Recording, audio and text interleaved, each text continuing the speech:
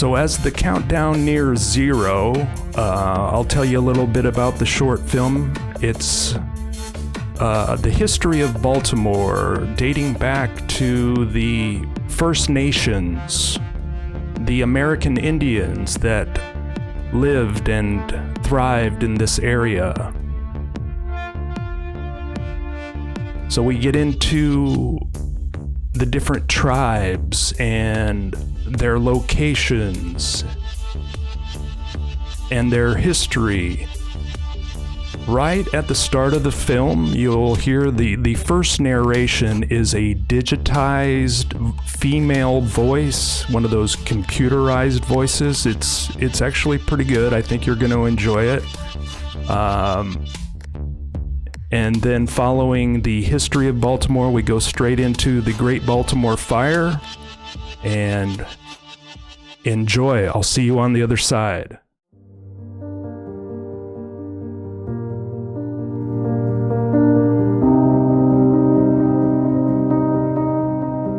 This article describes the history of the Baltimore and its surrounding area in central Maryland since the establishment of settlements by European colonists in 1661. Native American settlement. The Baltimore area had been inhabited by Native Americans since at least the 10th millennium BC, when Paleo-Indians first settled in the region. One Paleo-Indian site and several Archaic period and Woodland period archaeological sites have been identified in Baltimore, including 4 from the Late Woodland period. During the Late Woodland period, the archaeological culture known as the Potomac Creek Complex resided in an area from Baltimore to the Rappahannock River in Virginia, primarily along the Potomac River downstream from the Fall Line. In the early 1600s, the immediate Baltimore vicinity was populated by Native Americans. The Baltimore County area northward was used as hunting grounds by the Susquehannock living in the lower Susquehanna River Valley, who controlled all of the upper tributaries of the Chesapeake but refrained from much contact with Powhatan in the Potomac region. Pressured by the Susquehannocks, the Piscataway tribe of Algonquians stayed well south of the Baltimore area and inhabited primarily the north bank of the Potomac River in what is now Charles and southern Prince George's south of the Fall Line, is depicted on John Smith's 1608 map, which faithfully mapped settlements, mapped none in the Baltimore vicinity, while noting a dozen Patuxent River settlements that were under some degree of Piscataway suzerainty. In 1608, Captain John Smith traveled 210 miles from Jamestown to the uppermost Chesapeake Bay, leading the first European expedition to the Patapsco River, a word used by the Algonquin language natives who fished shellfish and hunted. The name Patapsco is derived from Potopieskayat, which translates to backwater or tide covered with froth in Algonquian dialect. A quarter century after John Smith's voyage, Lord Baltimore led 140 colonists on the Merchantman the Ark to settle in North America. The colonists were initially frightened by the Piscataway in southern Maryland because of their body paint and war regalia, incorrectly assuming they wished to attack the fledgling colonial settlement. However, the chief of the Piscataway tribe was quick to grant the colonists permission to settle within Piscataway territory, and cordial relations were established between them and the Piscataway. European settlement. The County of Baltimore was erected around 1659 in the records of the General Assembly of Maryland, one of the earliest divisions of the Maryland colony into counties, when a warrant was issued to be served by the Sheriff of Baltimore County. The area constituting the modern city of Baltimore and its metropolitan area was settled by David Jones in 1661, his claim covering in the area known today as Harbor East on the east bank of the Jones Falls River, which flows south into Baltimore's Inner Harbor. The following year, shipwright Charles Gorsuch settled Whetstone Point, the present location of Fort McHenry. In 1665, the west side of the Jones Falls on the Inner Harbor was settled when 550 acres of land, thereafter named Cole's Harbor, was granted to Thomas Cole and later sold to David Jones in 1679. Old St. Paul's Parish of Baltimore County was one of the original 30 parishes designated for the colony. It included the County of Baltimore and the future Baltimore town, and was part of the established or State Church of England, also known as the Anglican Church. It was the first church built in the metro area, erected in 1692 on the Patapsco Neck Peninsula in southeastern Baltimore County, along the Colgate Creek which flowed into the Patapsco River. Jones's stepson James Todd reserved Cole's Harbor in 1696. The tract was renamed Todd's Range, which was then sold off in progressively smaller parcels, thereby forming the land that would become the town of Baltimore 30 years later. Another Baltimore existed on the Bush River as early as 1674. That first county seat of Baltimore County is known today as Old Baltimore. The Great Fire of Baltimore.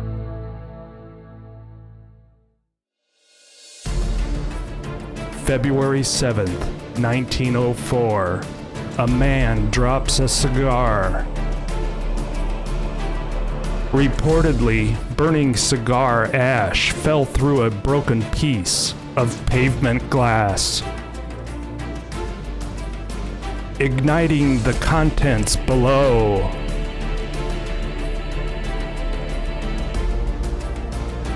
And burning down Baltimore.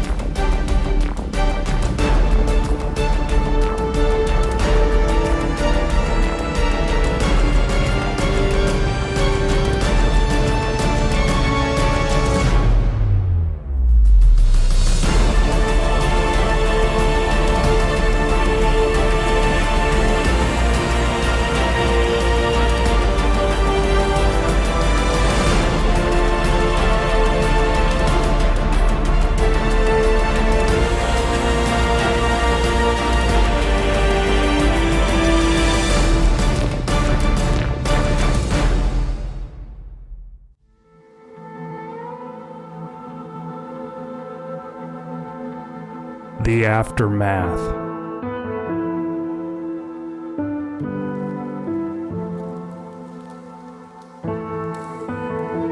The Great Fire of Baltimore. The damage was enormous. In 30 hours, over 1,500 buildings were consumed.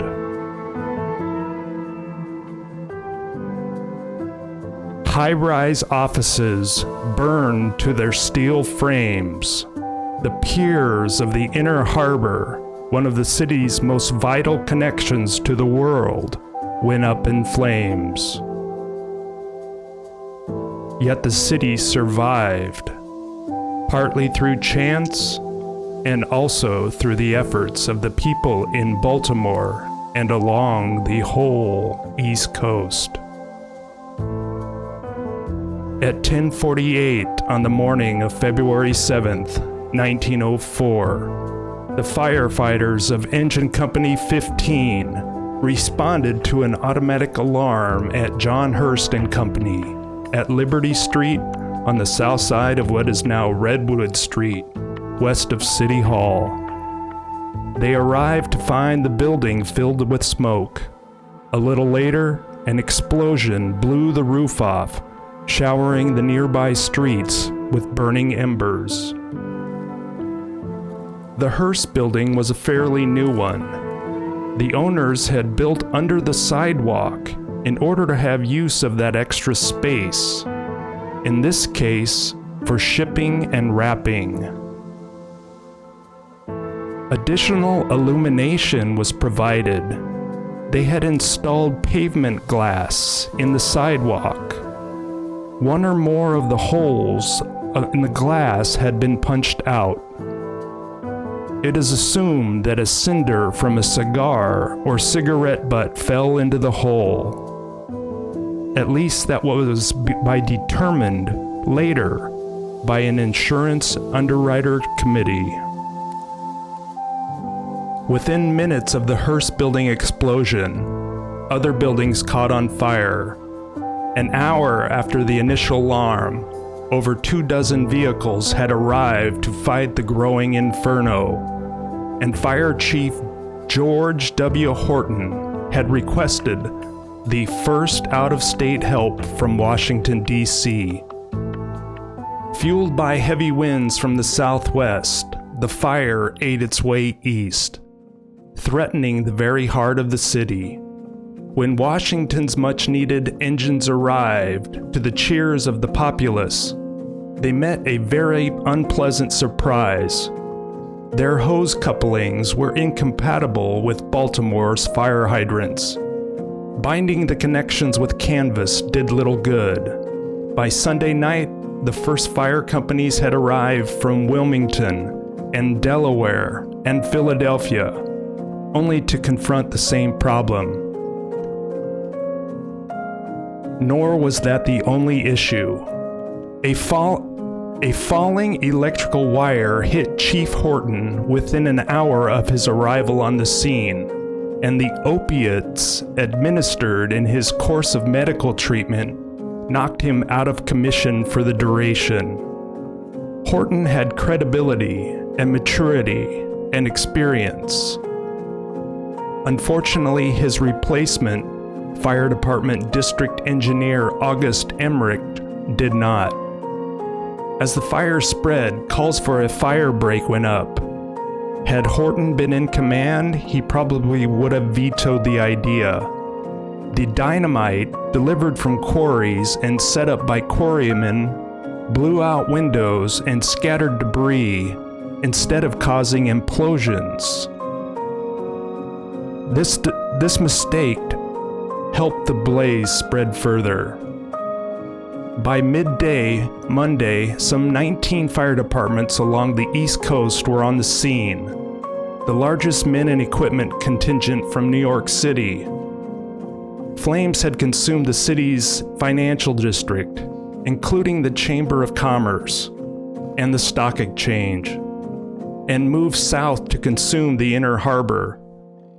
But the flames stopped at Jones Falls, finally brought under control by the firefighter crews. Jones Falls was a wastewater canal and stink hole. But had it not been there, the fire would have gone east.